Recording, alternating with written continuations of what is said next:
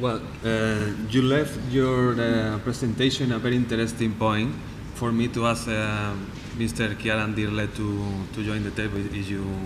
If there is an extra share around there, so we got a bit of the European Commission DG research point of view in this roundtable. As you can see on the program, the topic here is the water-related challenges and RTD&I. Water-related challenges sounds like very Millennium Development Goals, something like that, but we are more interested in, because of the perspective of the project itself, in the challenging from the point of view of research and innovation. If you think on the arrangement of the whole event, you can see how it connects with the topic that I am discussing, right? Because water-related challenges is got any core of funding and policy issues, right? And this is something that we have been discussing in session 3 today. And if you go to the other piece of the equation, research and technology development and innovation, then you go into the science field. And that was the first session, the scientific session that we got yesterday, with the different speakers from the 5 regions of Noviwam project. And then there is a linkage. The linkage between science and policy that is coming up in all the conversations during the event. And that has been more or less session 2, the last session yesterday. And now we got the chance to put things together. I got outstanding speakers around me to help me out with this. And just building up in this perspective that we are using from the Noviwam project, I'm happy to have some of the elements of the triple helix that we are proud to have in our clusters, in the 5 clusters of Noviwam. I mean, I got people from the private sector here. Enrique is somewhere academia person and somewhere in the European Commission issues, sort of. You do everything. So interesting perspective as well. And we got somebody from the DG research, which is interesting to have together all these players. And I will say, nowadays the conversations in let's say, on the scientific papers are this topic of the quadruple helix is kind of trendy now. I think Kiaran mentioned on his presentation, it was on one of the slides, and that will be the role of the civil society, the NGOs, the citizens, and when it comes to agendas of research and innovation, it's a bit complicated to get the civil society involved, but I think this is something that we'll think about. And for example, the possibilities of the communication technologies to drive the direction of the research and innovation. You need to know the needs of the end user, but the end user is not only the guy from the government or is the agricultural sector that needs practical solutions for their problem.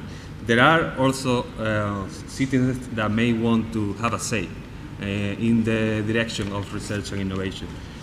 But of course, the lack of expertise is normally the barrier, you know. So there is an open issue there.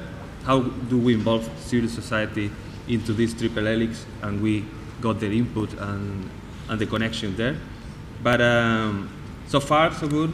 We got the triple helix on the table. That's going to be all right. And Arturo was mentioning about the economic situation, the economic crisis, and also I had to put on the table the gap that we're going to have between the 7th framework program for many of us that are always looking for European funding and the Horizon 2020.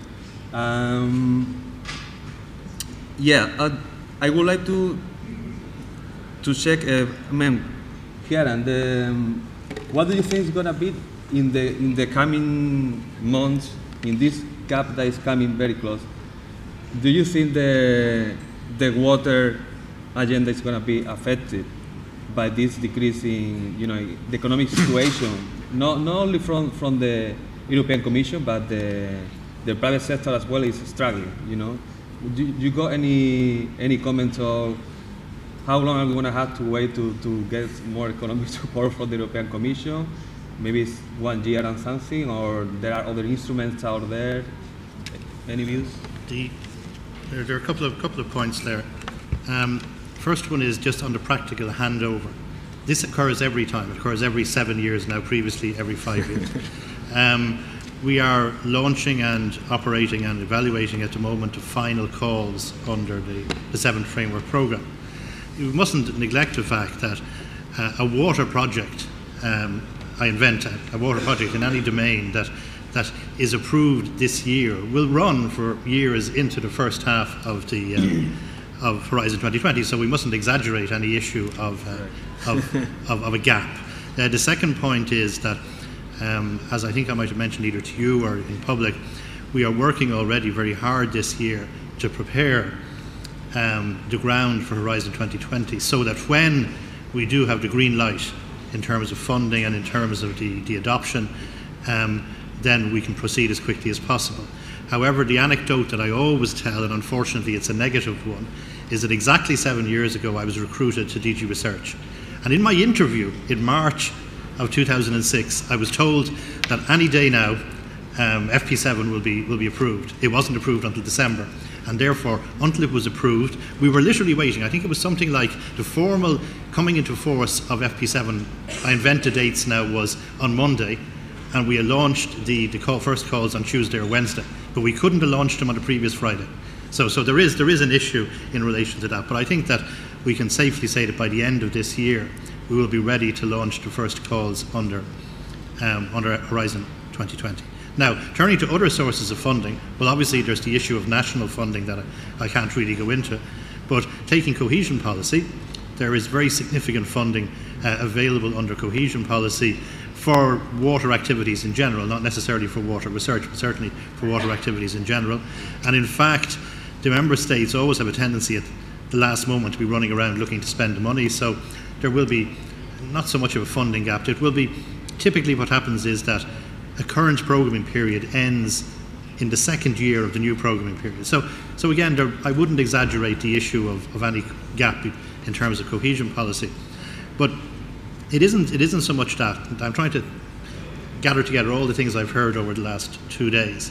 And one of the issues where we do have more work to do is in having an overall sort of policy perspective. I mean, you were telling us earlier about the presentation that you made, and lots of very interesting information. But still, probably at the level of the European Commission, we probably need to do a little bit more in terms of overall coordination of our activities, and we try to do this through this idea of developing synergies. Smart specialisation is very much part of that, because one of the problems we've had until now is that we always had what was called an ex-ante evaluation, an evaluation in advance of cohesion programming, but it didn't really amount to very much.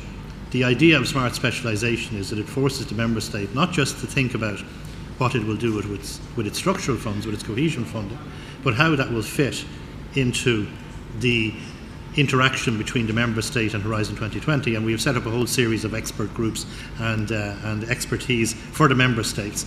And in the terms of reference of all of these is how do you intend maximising the interaction between, on the one hand, the excellence-based Horizon 2020 approach, and on the other hand, the capacity building that you can do either through the cohesion funding or through your own resources.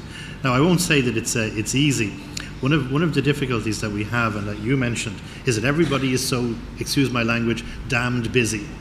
We all are. I'm taking the train back up from Sevilla to Madrid this afternoon, and that will be the only opportunity I have to write my report on this meeting. Because if I don't do it by the time I'm back, I'll never write a report on this meeting. It really is not to be exaggerated, the degree to which we all seem to be busy these days. So all I can say is that the things we're putting in place, and notably the smart specialisation approach, which will be compulsory, don't forget, there are 27, soon 28 member states. If a member state wishes to use a euro centime of the structural funds for support to research and innovation, it must produce a smart specialization strategy. In fact, they all want to use a lot more than a euro centime. So by mid-2014, late 2014, it won't necessarily be a single document like that, but because the phrase that we're using now is a strategic policy framework. But every member state, in the context of its structural funds, will have a strategic policy framework for the next 7 years for the use of its structural funds. Now that will vary from an enormous amount of structural fund money available in Poland, for example, to a very small amount in my own country, Ireland. But nevertheless, it will provide a policy framework in the context of the structural funds that never existed before, and that can only be of assistance. I'm not saying that it's going to solve all of our problems, but at least will let us set a better context for using the resources that are available.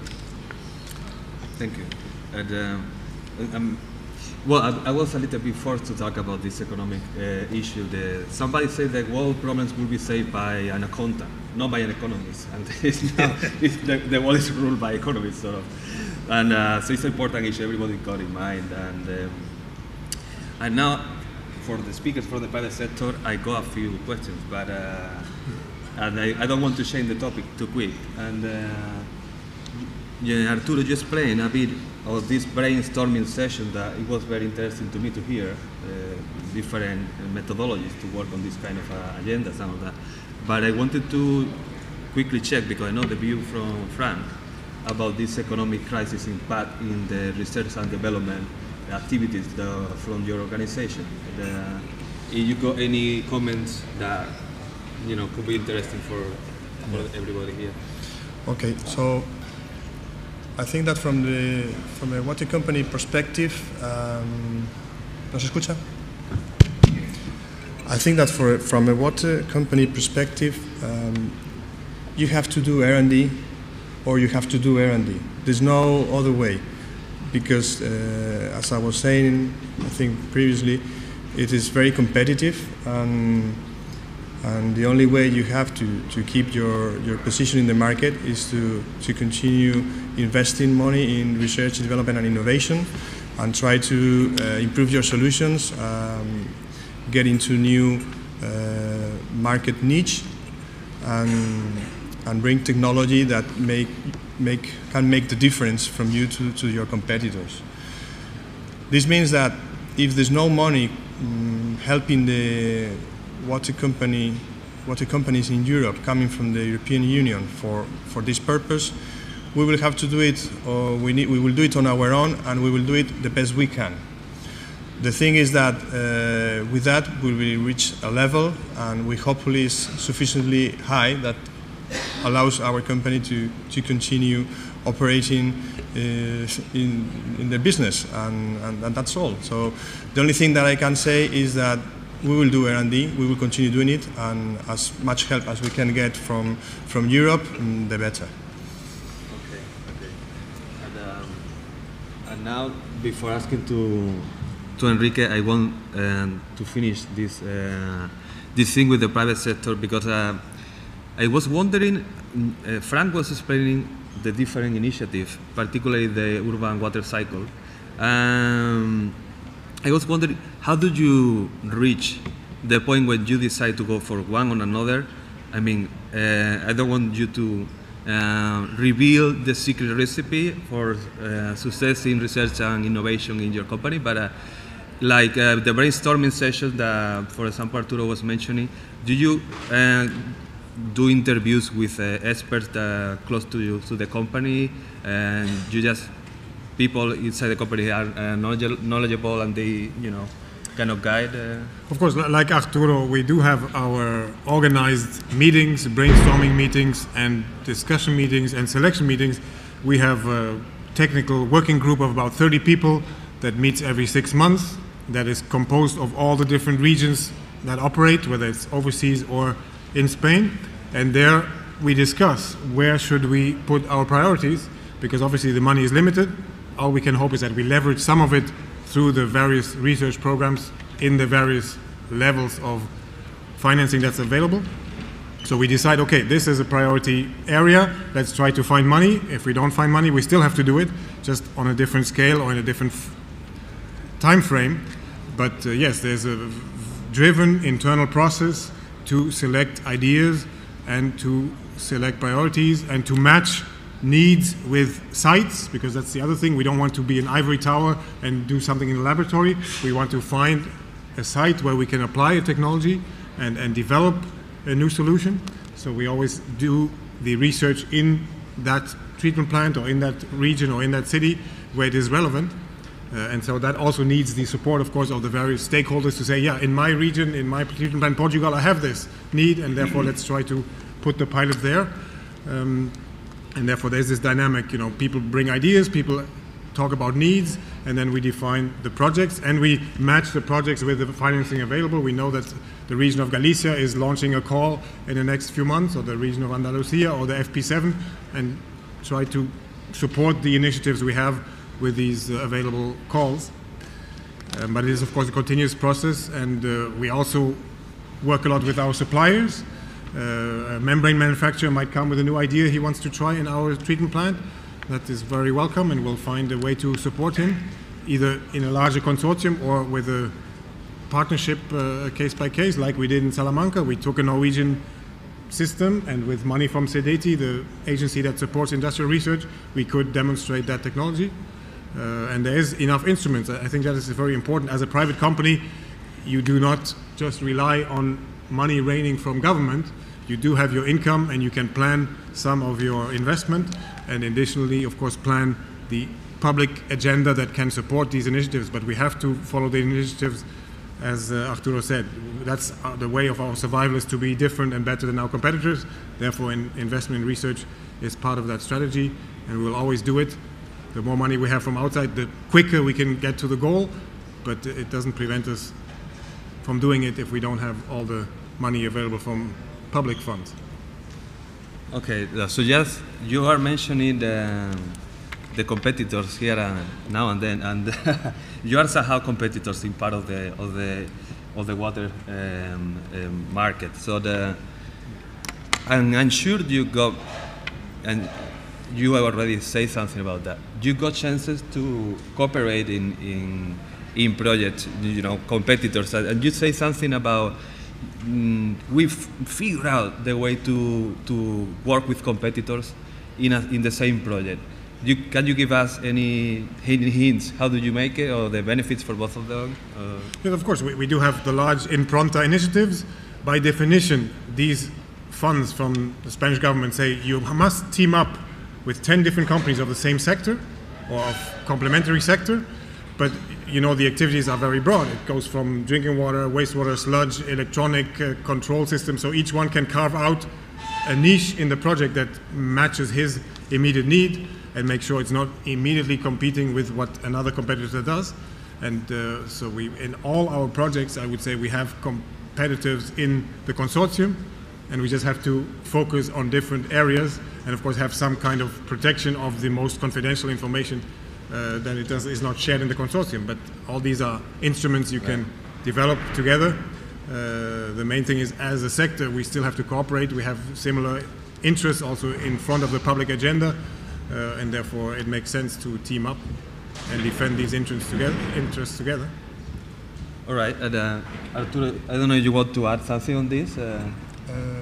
I think that there's two ways to collaborate. I think one is I would say closer to the market, which is that, in fact, with Aqualia we've done together some of the desalination plants in Argelia, for instance. So it means that we make a consortium for a tender. So that's one very close to the market. Regarding energy issues, I think it becomes more difficult. I think, to be realistic, the way, if you want to make sure that a consortium works, it should be a clear coherence between the objectives and capabilities of the different members of a consortium. If two of them do really the same thing and are persecuting the same thing, then they have to be agreed between them how they're going to go to the market together, because they should go then again together. So it will require more time of deep discussions on how will be this second phase when you go to the market, but of course it's feasible, and I think the European Union, in fact, is trying to push us to work together, because there's the belief that doing it like this will be more strong for the outside Europe market. Yeah, it's something about the critical mass and increasing the competitivity of Europe as a whole. But it's good to hear the goodwill for cooperation within competitors if you combine the different capabilities. Sometimes I go to conferences and there is somebody that is working on our field, and you are the coordinator of this project, and that person is like, yeah, but I don't want to tell you the inside of the project, because so sometimes it's a bit better. So, depends. And I'm interested in the view of Enrique, and there are so many private research and innovation agendas. There is the European Innovation Partnership, Water, the Joint Programming Initiatives now starting up its own agenda, CIS SPI with the Common Implementation Strategy. They got these different research gaps identified by the different working groups. Very interesting. Noviwam, for example, we got a joint action plan. We have this executive summary inside the folder.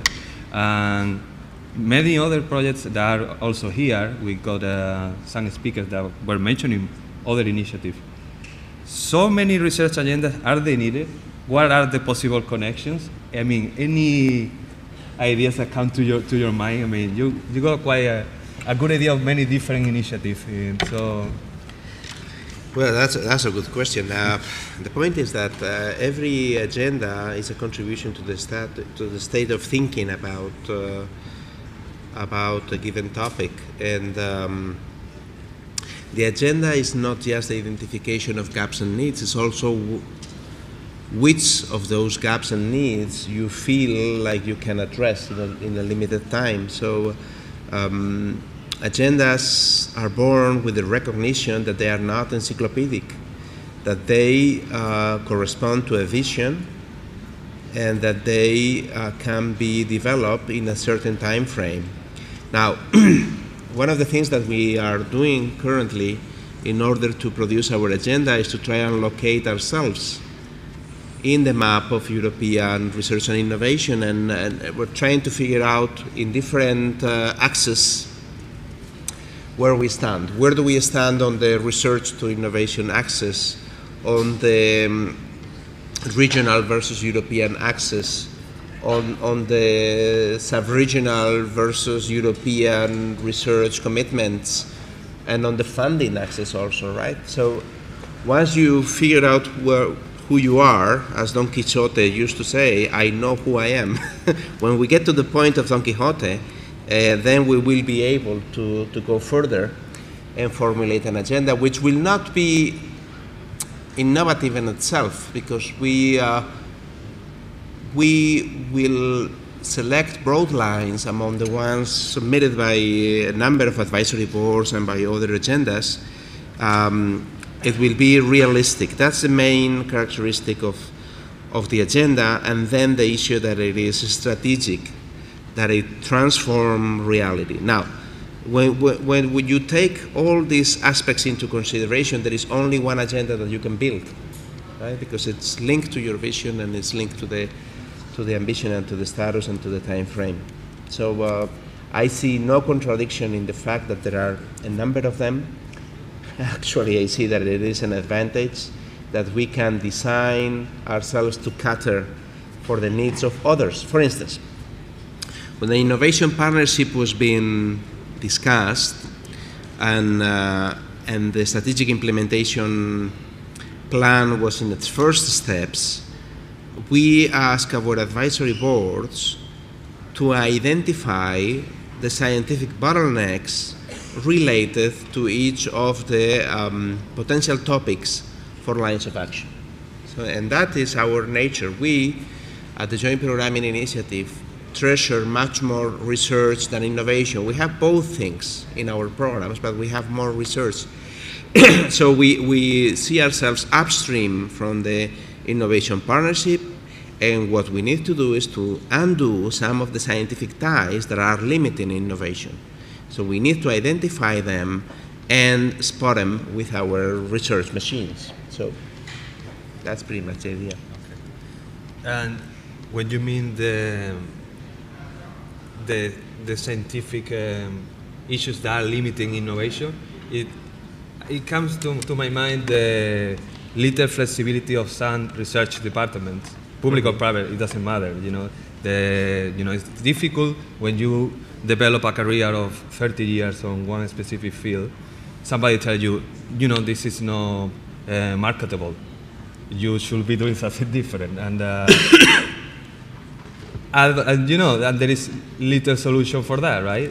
You create partnerships and try to solve this kind of issues, but still innovation with all the problems is is agreed that is something that should improve in the European Union for improving competitiveness, yeah, with the US, the Asian economies, and so on. And I would like to maybe, I don't know if Karen have any comment, or maybe Enrique yourself.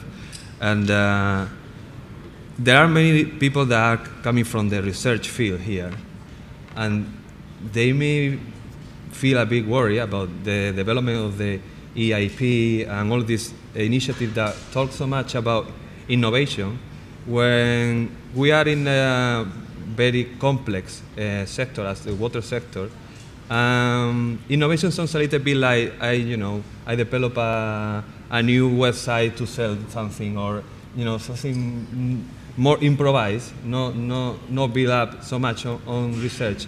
But probably the concept is wrong. I don't know if you got any comments on the evolution of innovation and the research community, the possibilities of adaptation of or a state of mind as researchers.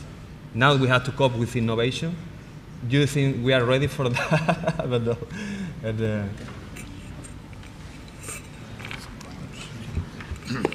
This is a difficult question, and it's difficult, one that I have to be careful in my answer. If you look at my presentation, where I clearly indicated that despite what remarks that were being made by some people, a few years ago, when DG Research became DG Research and Innovation, I still find first pillar of Horizon 2020, excellent science; second pillar, industrial leadership; third pillar, societal challenges. I believe personally that not just almost anything that we are conceivably funding through calls for proposals under the current Framework Programme 7 can find its niche in Horizon 2020. And in my presentation, I showed precisely that although you may not find the word environment, for example, or water as highlighted as it would be in FP7, it's still there. That's the first point. So science is still there, research is still there in Horizon 2020. But nevertheless, we are called DG Research and Innovation, and we do need in the current economic climate, but not just in the current economic climate, we will still need, even if we reach the bright uplands of future economic prosperity, we will still need innovation. So science is not something that is just carried out in the laboratory on its own, but it will vary enormously. And I'll just give you one anecdote. It will only cost 1 minute to give you. As you mentioned in my CV, the other activity that I am involved in is research potential, which is the development of research laboratories in the convergence regions. I have two projects, well I have lots of projects, but there are two projects I'd like to mention, one of which is in the textile sector. And the whole of the project, all of the research being undertaken in the university, has immediate or almost immediate commercial possibilities for terms of innovation, in terms of fireproof clothing, and what do I know. I have another project in the domain of nuclear magnetic resonance.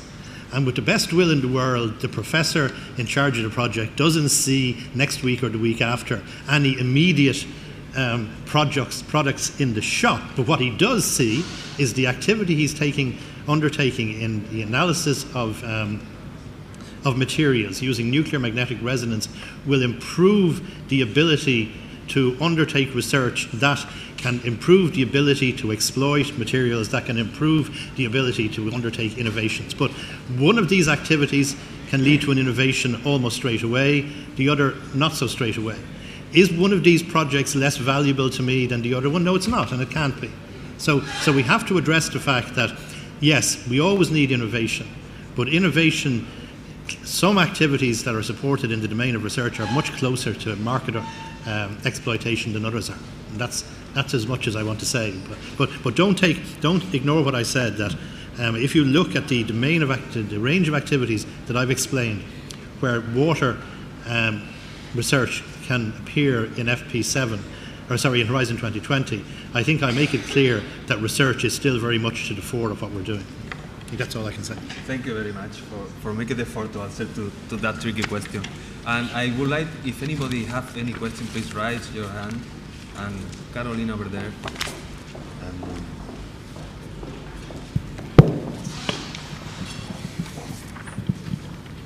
Hello, my name is Carolina Rodriguez from the Knowledge Agency here in Spain. I have a question specifically to the Commission representative, Mr. Kieran. You've been presenting Horizon 2020, both within what has been the water research agenda for financing. What can we expect? I mean, some of the changes we expect in Horizon 2020 as compared to FP7, where calls for proposals defined in the different work programs, something specifically, for instance, in cooperation, whether it be the environmental theme, ICT, or all the other themes within the cooperation program.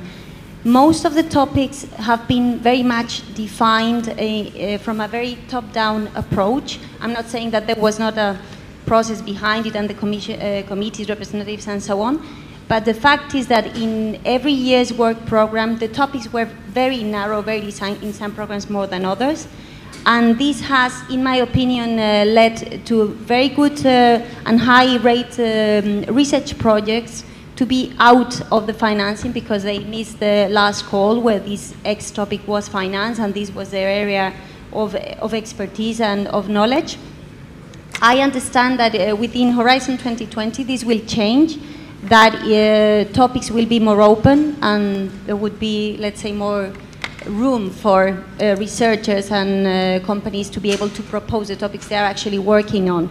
Is this the case? And if so, how do you in the Commission foresee to organize in practice this, to orchestrate this in practice? Will it be working also within the work programs? What kind of criteria will you use to sort of filter the projects that go ahead and that are presented? Thank you. Fortunately, I can give a rather glib and easy answer, which is that we're working on that now. So it's too early to say. However, in partial answer to your question, I think that the organisation of a lot of activities around the societal challenges means that at least there will be more structure to the activities. But that won't necessarily help the person who you might mention. As a non-scientist, but working for the last nearly 7 years in DG Research, I know that many people find themselves in difficulties. In other words, we launch a call in 2007. So either it's a year too late or it's a year too early. That's the nature of the world. What will suit one person will not suit another person. This issue about, say top-down, it's very hard to avoid having some overall sort of structure. But the only thing I can say is that for me, looking as an outsider in part, as an economist rather than a scientist, I think that the way that the new programme is structured, with excellent science, industrial leadership, and particularly the societal challenges, should make it perhaps on the one hand easier, but maybe on the other hand more difficult. Because it'll make it easier in that with the broad range of activities that I highlighted in my presentation, it should be easier to find a hook to hang a particular project idea on. But it could be a bad thing if you have, say, a broader, more old-fashioned approach. In other words, you're the environmental department of a university. You're used to sort of specific environmental calls. And now you might maybe going to have to go and look in a climate change call or a sustainable transport call. But it's either one thing or the other. We have to decide what our approach is. And our approach is to try and move away from a rather silo-based activity where it's an environment call, so that person is interested, it's a transport call, so that person is interested. And we think that the best way to do it is the approach that we have taken, particularly in the societal challenges, but that's not necessarily going to make things any easier for you. And it's still going to be a situation that there will be calls for proposals. And it will still be a situation that a call for proposals launched in 2015 may be still 1 year too early or 1 year too late for you. So there's only a certain amount that we can do. But the point is that quite literally we're only doing it now. We are not yet at the stage where we're not even at the stage where I could divulge secrets because there's nothing developed yet in the concrete terms. So come back and ask me in September or October, I might be able to give a better answer to the question. Any more questions?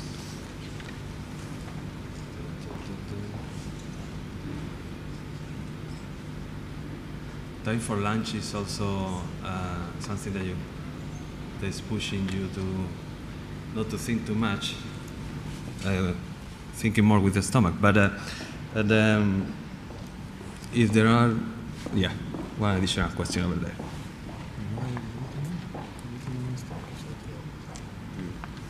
Is that, yeah.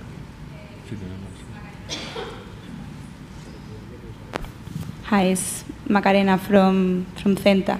I'd like to know from the perspective of the Joint Programming Initiative and, well, maybe the CISPI initiative, if there's been some kind of mechanism or some tangible instrument that try to facilitate or ensure the uptake of the results of all these initiatives that we've been seeing during these 2 days, all the FP7 programs or all other initiatives that put into the table an interesting set of recommendations and conclusions. So it would be interesting to know how this is envisaged within the Joint Programming Initiative.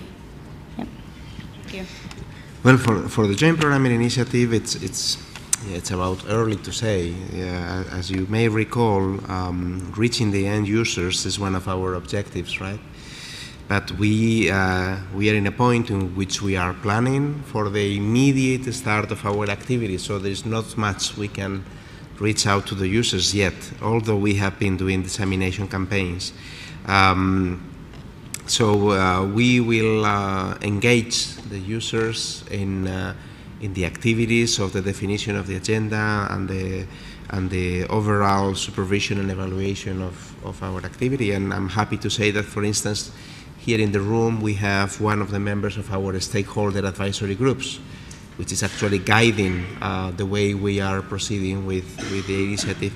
But it is, sorry to say, early at this point to figure that one out.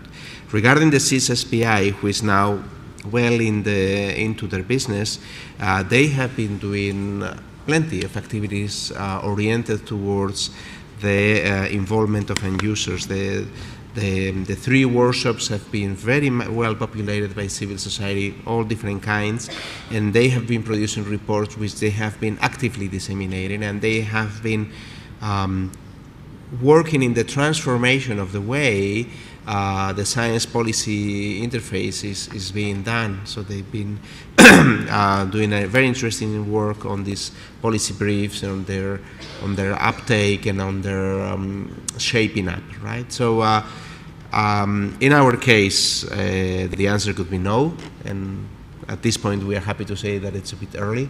If you ask me next year, I'll have to have something to tell you.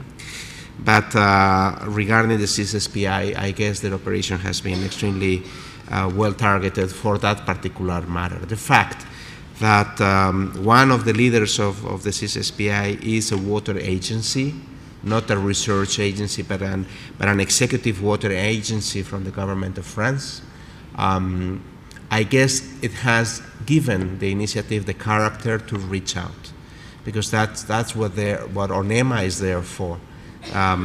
So in our case, the issue remains hot, and we will continue the discussion in some time. Thank you. Thank you, Enrique. And I can take one more question if there is any. before the institutional closure of the event later on. If that's all right, I think we can come back to our seats. Or Okay. Thank you so much. Thank you so much. Thank you.